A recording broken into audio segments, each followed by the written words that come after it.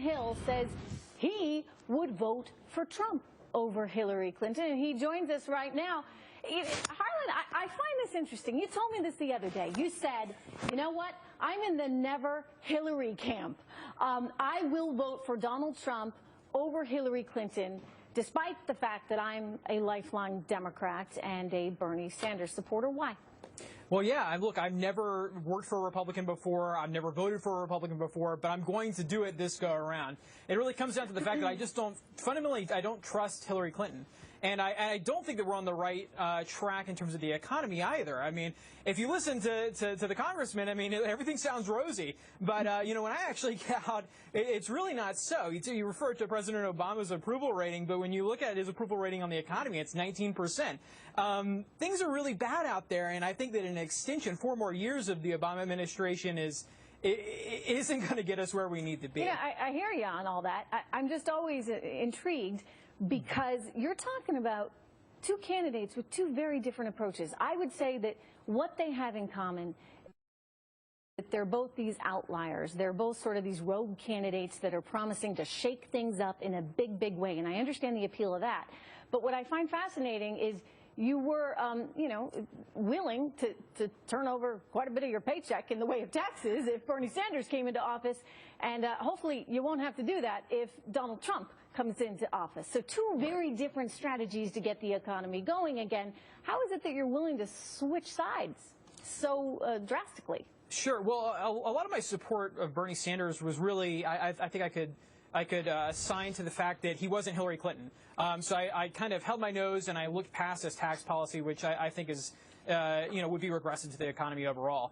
But there's a lot of commonality between a candidate like Donald Trump and Bernie Sanders when you look at issues of trade and nation building at home.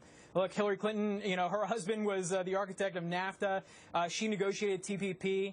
And, you know, was very on the record for a long time before she was against it, supporting it, which will lead to the export of millions of American jobs. Harlan, stay with us. We got lots more questions for you. I just want to inform the viewer we've got some results in, just about 1% coming into us right now in California. And I would highlight that this is a very preliminary number with just 1% in, but Hillary Clinton leading right now. Of course, the night is young, and there's a whole lot more that needs to be counted, so we'll continue watching this carefully. Harlan's still with us. Kennedy. Harlan, I have a question for you. So Bernie Sanders supporters are very confident that he can beat Donald Trump. He doesn't necessarily have to be the Democratic Party nominee, especially when his party is abandoning him for Hillary Clinton right now, particularly the superdelegates. So why not encourage him to make an independent run? Oh, no, I certainly don't believe in that. I mean, unfortunately, the realities of our current system are that only 2 parties can really survive and be viable. And so I'm going to I think that people like me that are really disaffected Democrats, people that will not support Hillary Clinton in the general election, will either stay home or they'll get behind Donald Trump. Harlan, do you still have contacts in the Bernie Sanders community? I'm just wondering if any of those contacts have suggested what might happen now. A lot of suggestions that perhaps there will be violence at the Philadelphia convention, et cetera.